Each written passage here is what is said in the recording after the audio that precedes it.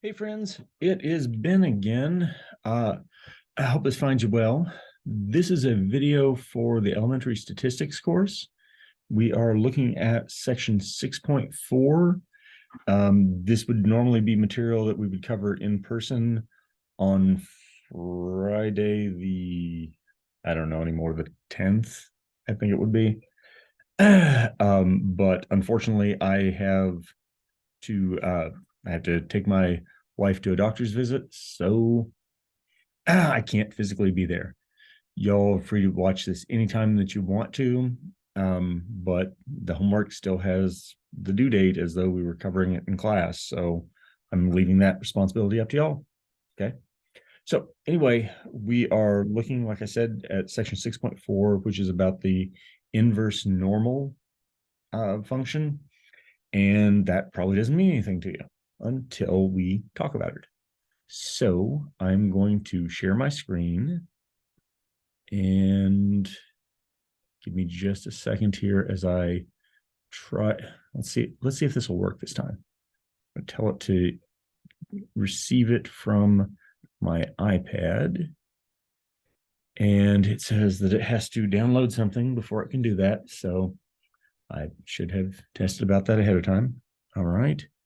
And now I'm telling it to go ahead and join the Zoom call. And it says that it can't find it. Okay, well then we will tell it to stop that, and we will just share the screen from my computer. Which one of these is this? I hope it's just this one. Okay. And then we will go ahead and tell it to display there. Now, if you are not seeing anything on the display and it's just my face, then my face is all red because I didn't know how to get this to go right. So this is the essential idea behind the normal curve or the essential idea behind the inverse normal is that you have some area that's decided and you are trying to figure out where the cutoff is that makes that area. Okay. So y'all will recall that if we thought about this going off to infinity on the right-hand side, that would get us an area that would approach 1. And of course, if we put the dividing line right in the middle at z equals 0, then that would get us an area of 1/2. But if you got some random area, the thing that I drew with just happened to have the area 0.9332 on it, then it ended up with a z turning out to be 1.5. So that's what you would end up with. So a quick question that you probably have in mind is, what use are these to us? Okay. And so one thing that we can see them in is when you're looking at percentiles and you're dealing with something that's normally distributed. For example, when my daughter was very young, she was teeny tiny. She was, I think, in the 3rd percentile when she was born, or it may have been even lower than that.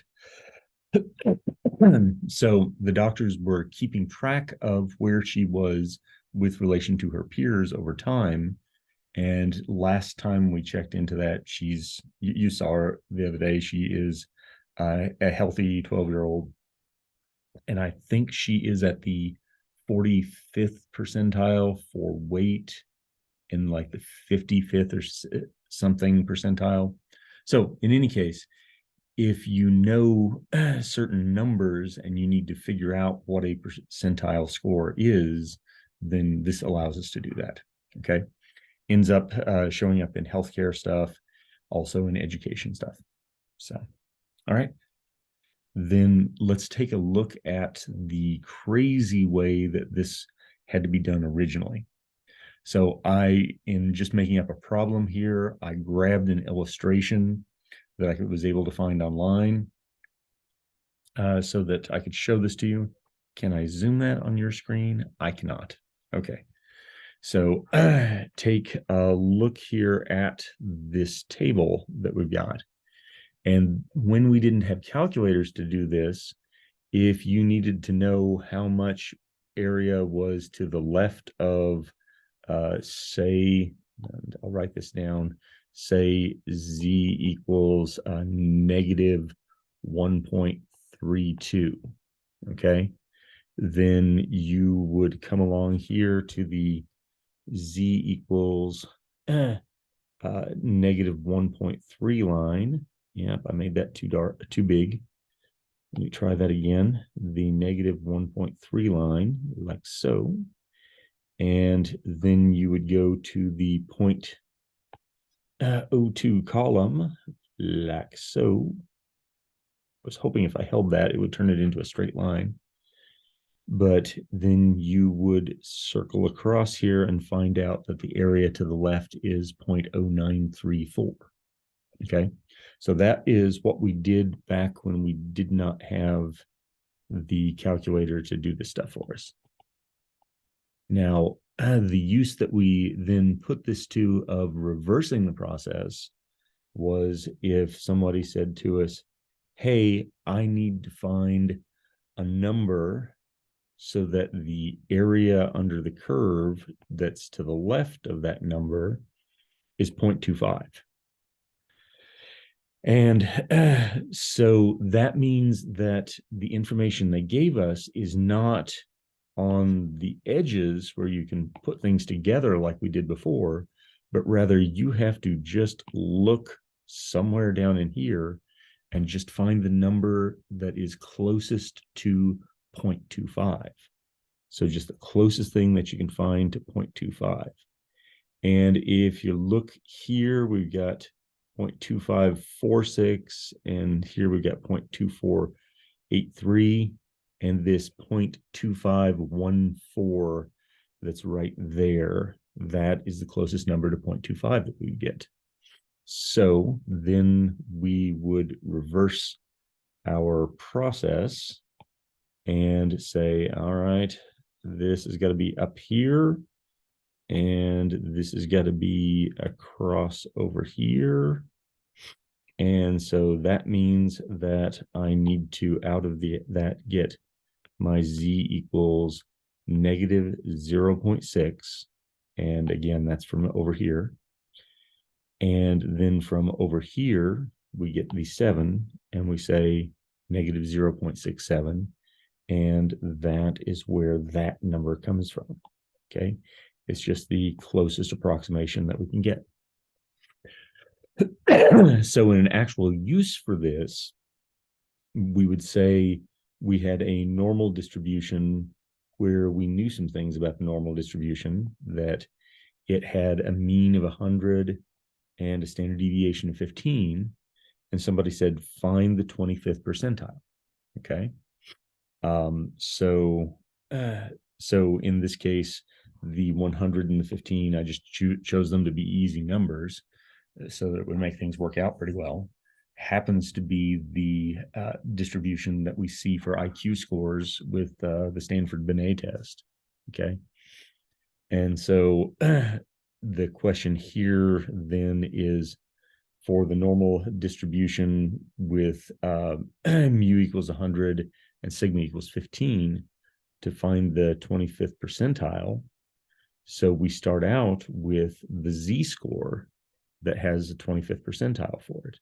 So really we're answering the same question as before. What value A gives us that cutoff of 25%? And the closest number we can come up with for the A is negative 0.67. But they don't say A for it, they say Z, because, you know, Z is the numbers we're talking about. So the z-score that's a cutoff is this negative 0.67. And then if you remember when we talked about these z-scores or standardized scores once upon a time, I'm sure we will have covered this on Wednesday, but we in that said that z was x minus mu divided by the sigma, Well, if you sit down and do the algebra for it, it turns out that this is the same thing as saying x equals mu plus z sigma. So that you say start at the mean, and z is going to be the number of standard deviations that you'll go to the right. But in this case, because the z is negative, you go to the left. So we just fill in 100 for the mu, negative 0.67 for the z, and the 15 for the sigma, and we get 89.95. And depending on what application that you're using it for, you'll probably go ahead and round that to 90. Okay. But that's the thing we do. And so that's where we're going to look at doing these things. Okay. We, however, are going to look at doing them with a calculator to help us out. So here is the first example to do, and it says to find the z sub naught. So instead of a, this example is written it down as z sub naught, so that the area to the left of that z sub naught is 0.538. So that means we're going to go ahead and write down here the probability z is to the left of z sub naught is equal to 0.538. Okay. So y'all have noted that down, and I'm going to tell this to stop sharing, stop mirroring, stop sharing, so that I can share the other screen here. And the other screen is my calculator screen. Okay. And this is trying to show me two different copies of it. Okay. So I got to quit out of that.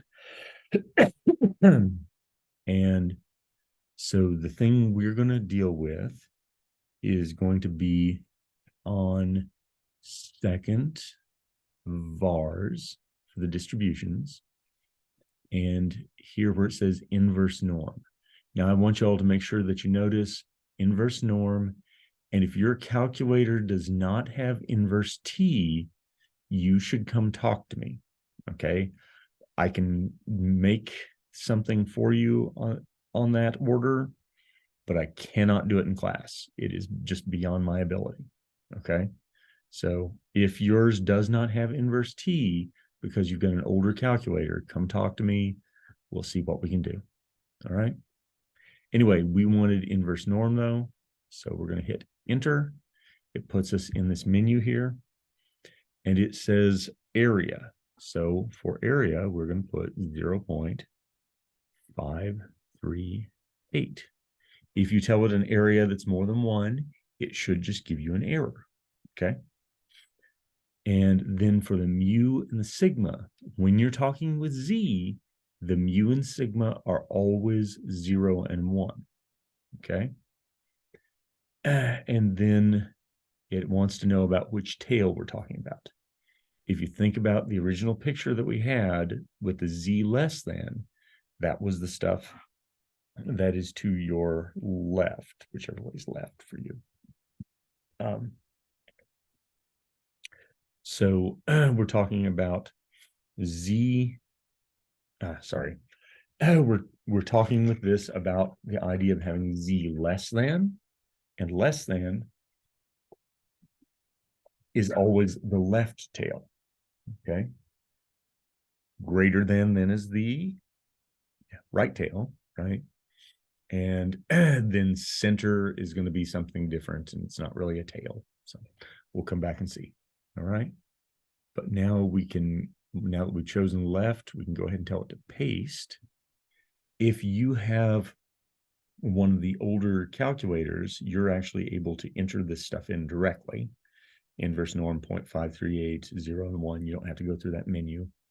But it may or may not have the left option on it. We hit enter and it gives us a number. Okay. So I'm going to need y'all to remember, well, I'm going to copy that onto my iPad here, and it's the z naught equals zero. Oh, you know what? I am being silly. I need to remember that I live in a technological society. I will take and grab a screenshot of that number. And then when I say stop share, and do the new share screen, which will be to this, share, and then share again, I should be able to say z sub naught equals, and then I should be able to paste this. Fingers crossed. Yep, I was able to paste it. Okay, maybe I'll make that smaller. Okay. All right, so that was the z sub naught that I got out of that. And that's all this question is asking.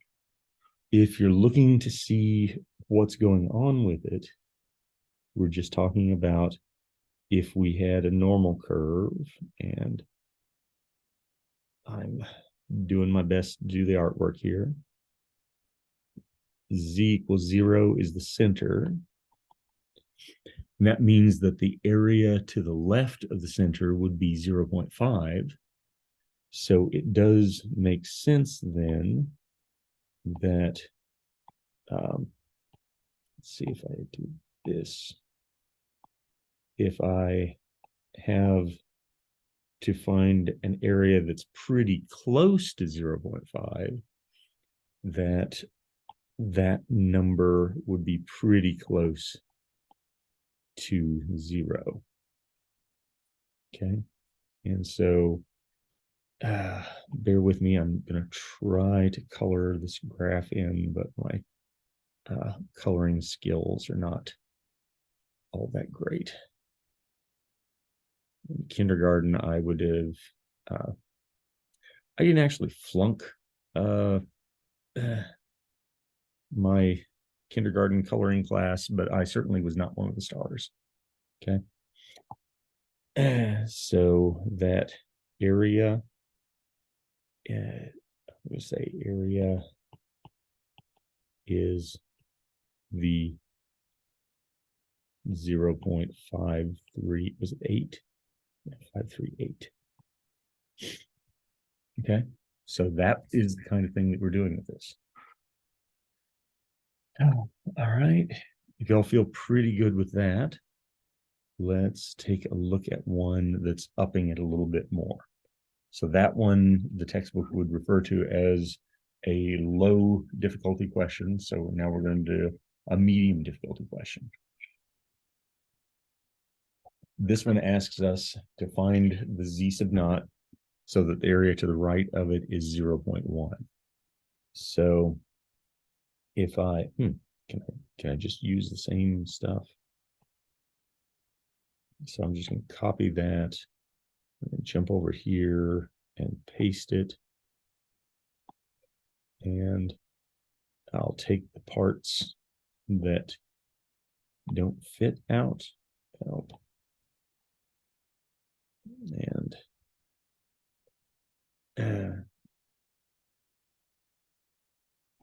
And erase them. And then we want the area to the right being 0.1. So that means that it's probably pretty far along over here. Okay. And we want that little bitty area to turn out to be 0.1. So as y'all will recall, we can talk about then the probability z is greater than z naught. We want that to be 0.1. Okay, so we can then swap that around and say 1 minus the probability z is greater than z naught would be 1 minus the 0.1.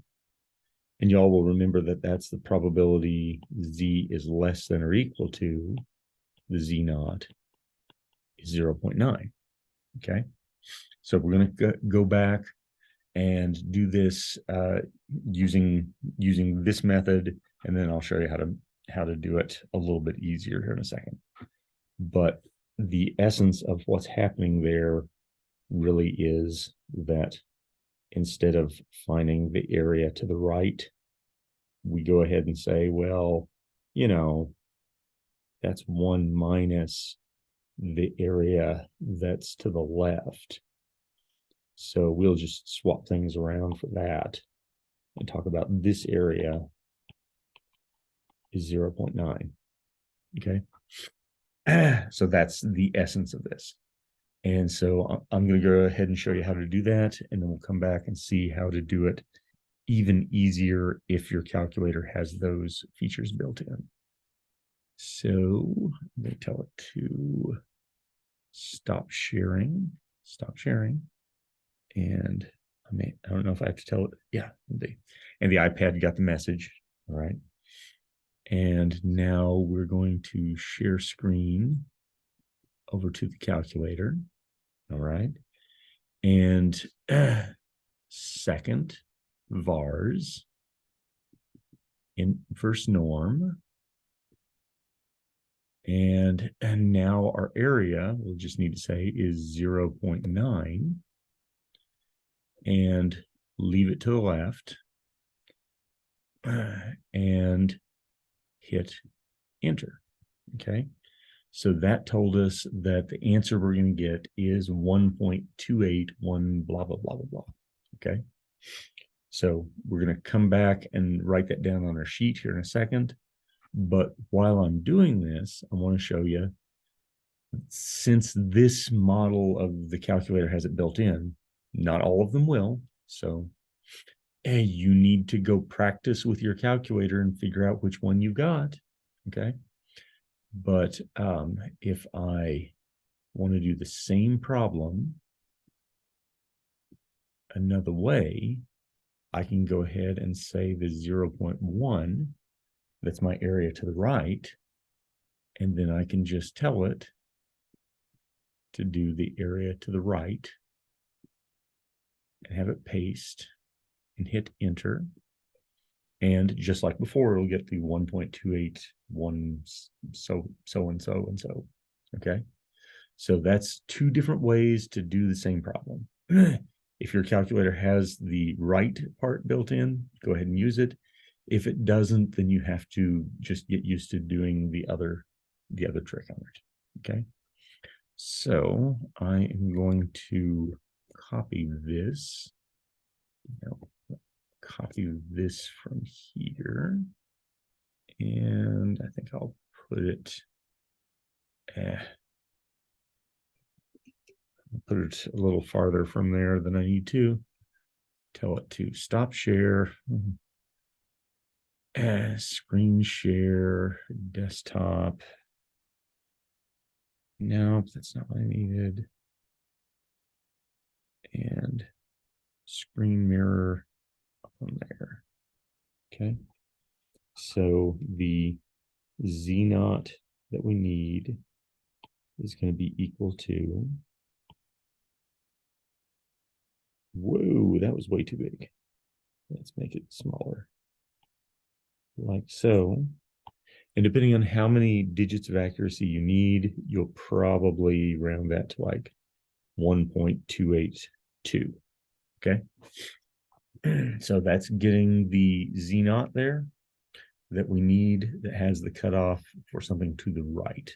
Right. So hope y'all are feeling okay with that. Then we're going to do this bit here. So this next one says we're going to find an A and a B so that the symmetric area has an area of 0.95. So I'm going to go back and steal this again and use that to help us see the drawing. So let's go ahead and paste it. And with pasting it, I need to take all the stuff that's not applicable and yank it out of the way. No, man. Okay. Just have to erase that directly. Okay.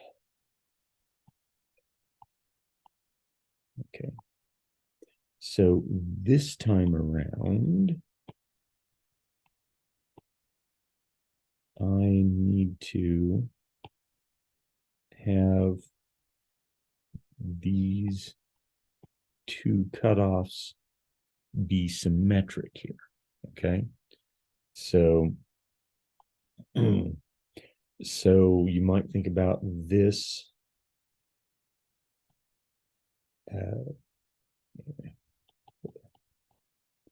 Might think about these A and B's here, and this cutoff Z naught. If it's going to be symmetric, the cutoff on the other side needs to be negative Z naught. Okay. And the area that we're talking about is going to be the area in between the two. And so we need for that area to turn out to be 0. Oh, I forgot what it was already. 0.95. 95. Okay. Move those over there. I'm going to scooch the whole thing up there. Okay. So that's the idea. But with the added complication that we've got now a mu and a sigma to convert back to. Okay. So I'm going to show you how to do it the somewhat harder way. And then I'm going to show you how to do it even a little bit easier. Okay. So the first bit, if we're trying to figure out the Z naught that we see right here, then we can go to the calculator and see if I hit say escape, stop share, and then share this, right? So second vars inverse norm, and that area that we want is 0.95. 0.95. Okay. And then we can go down here and tell it we want that in the center. Okay. If you don't have this option, let me show you how to do it. How to do it if you don't have this option. Let me show you how to do that next. Okay. So if you do have that option, though, then we'll tell it to paste. It will get us a number, and you notice it gives us both the negative and the positive. We really only needed one, but I'm going to jot that down over here. That, oh no, I'm not going to jot it down. I'm going to remember that I can just make a quick copy, and I'll put it several digits out there. Okay. And I know you all can't see this, so sorry to have it off screen for you. No, come on. Here you go. No.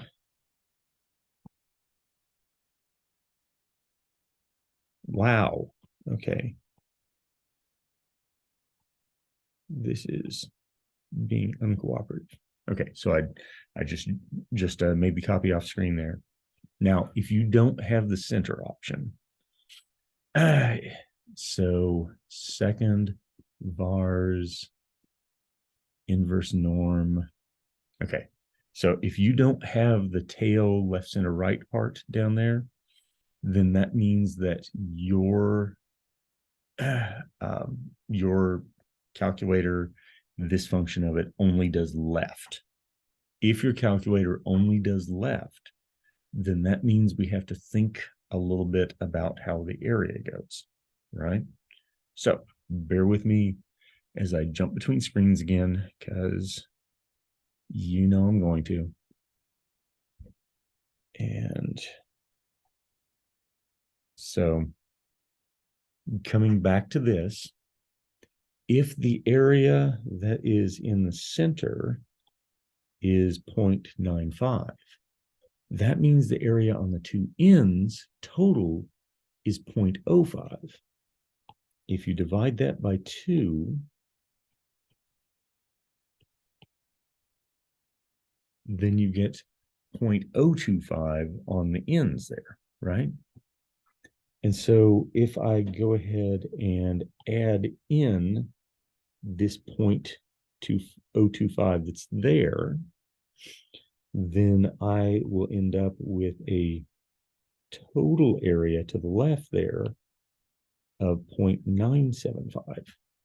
Okay, so I hope you all see what's going on there.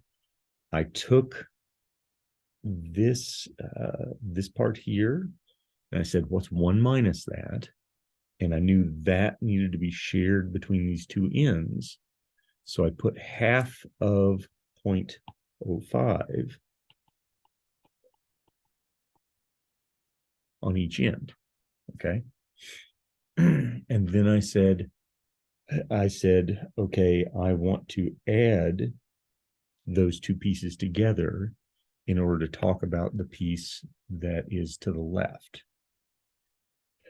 So if I skip out of that, stop share screen, the calculator, and this time I've got the tail to the left, that means I will have to have an area of 0.975 to the left of my Z.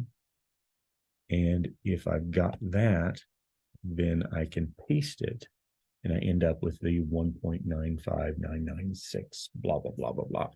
Okay. Most of the time, people just work with 1.960. Okay. Because it's close enough for most purposes. Anyway, though, that's two different ways to get that. And I'm going to come back and show you one more thing on that in a second. But let's look at what we do with this on the iPad. Come on. There we go. And the iPad comes back in here and takes over that screen.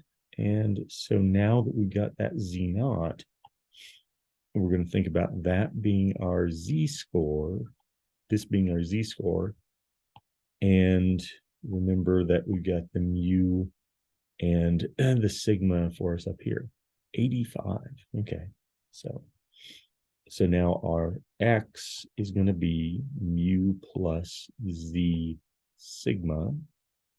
So 400 plus 1.960, just rounding it to three places, times the 85.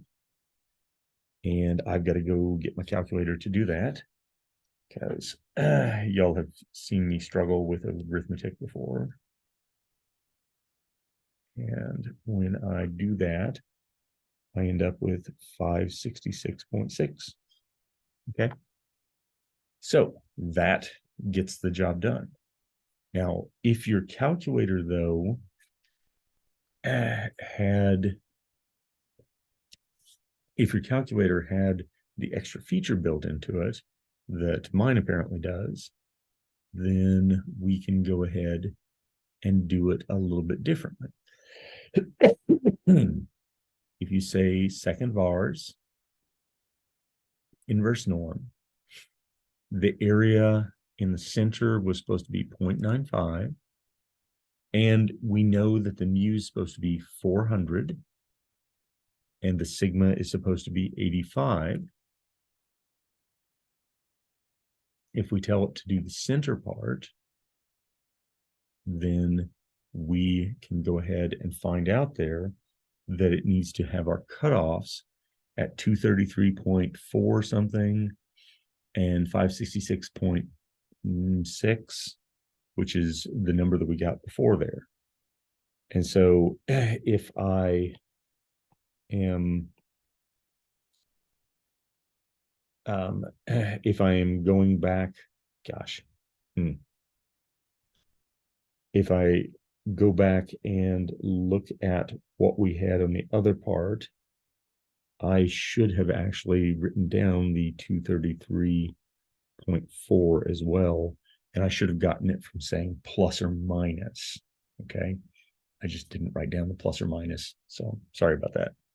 However, if you're going from this direction, I'm totally fine with you doing this, but you have to figure out how to write something down to show me your work just in case you don't get everything right.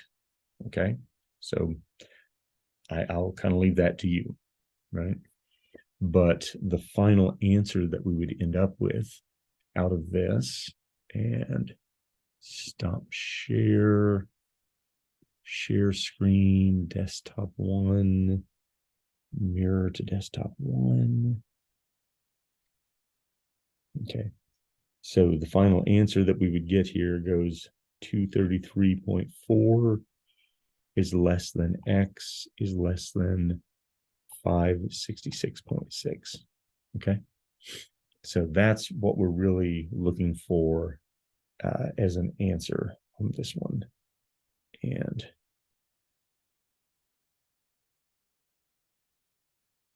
yay. Okay. All right. So again, this is the numbers with a normal distribution, with the mu being 400, and the sigma being 85, so that the middle area is going to end up being 0.95. You have multiple different ways to do it, and I'm fine with any of these ways. Letting the calculator do it is less effort for you. But again, if you do the data entry wrong, or you haven't practiced with the calculator and found out how to do this, it can certainly give you wrong answers, not because it's wrong, but because you just didn't know how to enter it. Okay. All right, then let's look at an actual application. Okay. So this is the real deal of things that get done.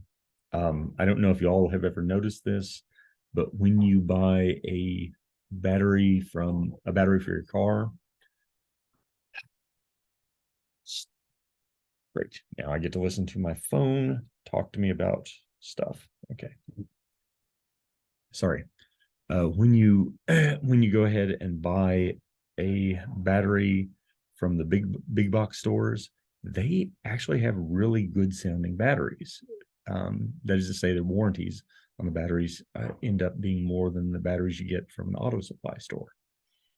The thing is that they've figured out that if they get you to get a battery and they give you a little discount on getting a new battery, then they can actually kind of hook you back in with these.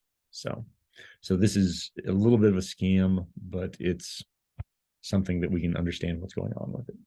So our setup here is that Voldemort, see, that would be like Walmart. Although I've been trying to remove Harry Potter jokes from my lectures because I'm not real happy with J.K. Rowling these days, but okay. I will fix that some other time. We're going to pay attention to the fact we got this here, the mu being 60 and the sigma being 6. Okay. And we want a warranty so that 90% of batteries will fail before the warranty date and therefore get some sort of credit towards their next purchase. All right. So if we're looking at the picture on that, I'm going to leaf back here again and see, yeah, we've got this kind of situation here. So I'm going to copy that and pull it back here and just paste it on here. Okay. So the situation that we're in, oh, come off it. All right, undo. paste it here and can move it around a little bit there. All right. So we are wanting to talk about this here, so that whatever the date is over here, that's the cutoff, that we're going to have 90% of the batteries failing within that however many months it is. Okay. So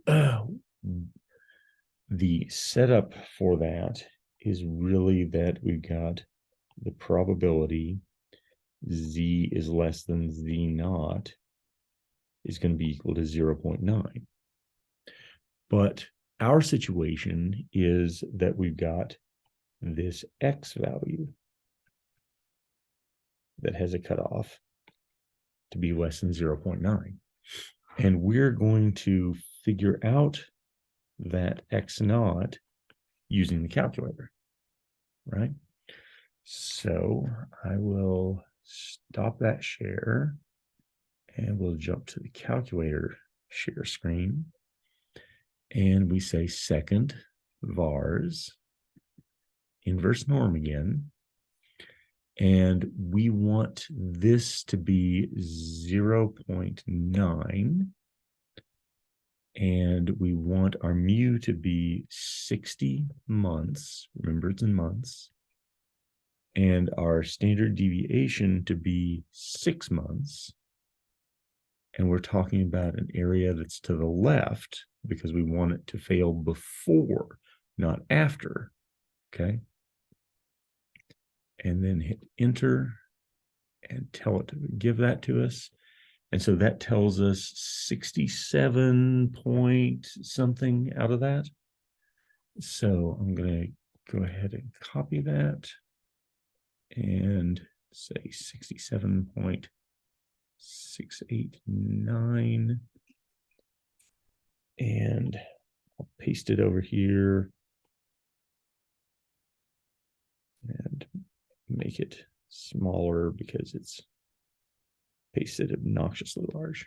Okay, so stop share, jump over, share that screen, and put the iPad screen up on there.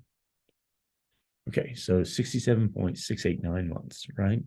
Now, of course, if you actually say 67.689 months, people will get suspicious because that sounds like a weird number.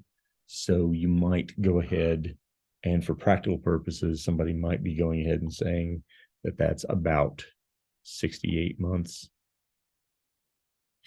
And I didn't leave enough room to write the word months. So, and then further, for advertising purposes, you'll probably see people round things, and maybe they will want to go ahead and say something about 70 months or 65 months or something, you know. But that's not about the math of it. That's about advertising. Okay. So I hope that makes sense to y'all. We're just going ahead and looking at what a cutoff is here.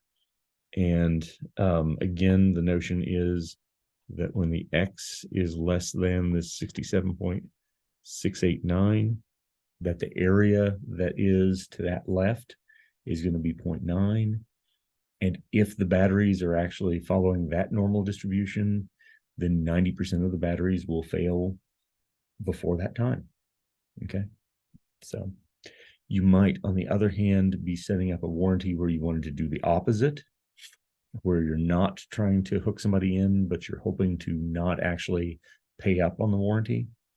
And for that, you might be doing the opposite kind of thing and wanting the 90% to be on the right. But this is just what the setup was on this problem. Okay. All right. I think we got one more here.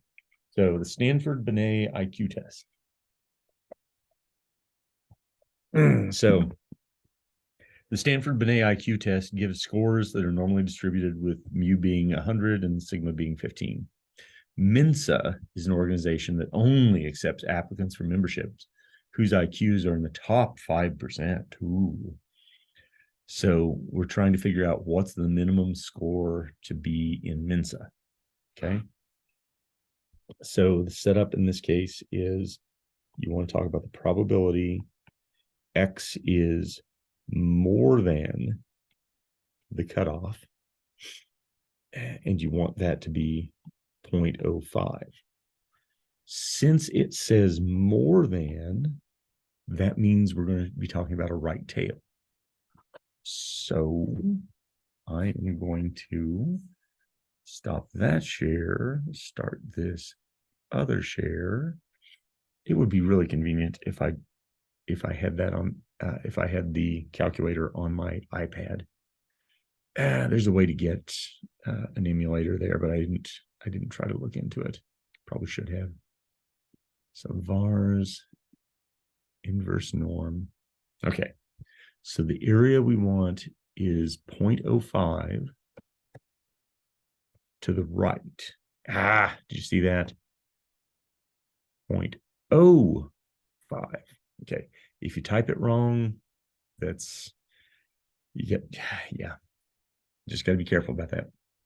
Okay, we said that the Stanford Binet has a mu of 100, a sigma of 15, and we want our area to be to the right, not to the left.